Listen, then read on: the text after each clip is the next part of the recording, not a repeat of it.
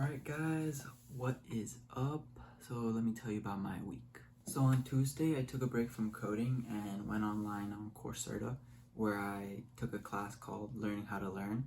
I'm halfway through it and I love using the course as a reminder during this process that I need to focus on my illusions of confidence or illusions of learning, I think it is, where you think you know something but then you revisit it a day after and really you didn't really remember it. So I don't want that to happen with Python. So I'm nonstop looking at ways in which I can active recall, whether through repetition or whether it's through coding on PyCharm. Now wait, what is PyCharm? So PyCharm is a IDE that I installed. If you don't know what that means, it means Integrated Coding Environment. What that basically means is just a fancy term for a program that coders use to program. It checks spelling and grammar, and again, that's what coders call syntax. So it checks your syntax out, which is really cool. And I learned how to set it up, my coding environment and my libraries. That was all new to me, so stuff I didn't know, so I'm glad I learned that. Spent a couple hours on that, and after that I continued learning chapter 6 in my Think Python book. On Wednesday, I had to take a break from studying because I had to help my sister move out from college. So I paused my coding because I left my computer at home. My computer right now is a MacBook Pro 2011 and the battery is done for, so I had to have it plugged in all the time. For that reason, I just left it and decided that I would just learn coding through my phone.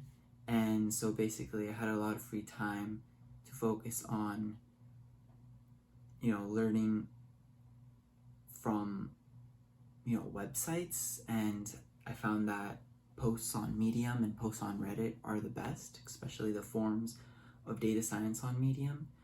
And I saw data science is a potential career choice for me, so I'm learning all about it.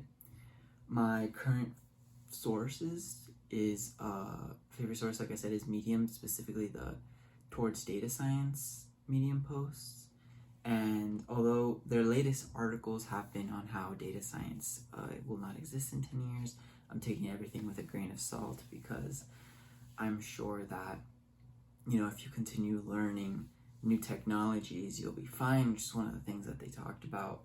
Always focus on learning, and that's why, again, I'm taking the learning how to learn course. So meta learning is very important. So from the two websites, Medium and Reddit, I was able to get some information on how the industry is looking. I was also able to get recommendations on the next books that I'll be reading in the future. Once I started making a list in my mind of all the books I have to order in order to be a great data scientist, my head started to hurt, and I started to get the feeling that I was never going to be a good data scientist because I would never have the time or capability of learning everything. And once that happened, I learned that I'm just thinking too much and I need to take the moment to save whatever I'm doing, save it for later, put it in my notes, remind myself that my immediate goal right now is to learn from the Think Python book. It's just learning Python, focusing on a smaller goal, not just learn all of data science helps. So I'm thinking of, especially for performance anxiety and the feeling of not being enough that often disables us.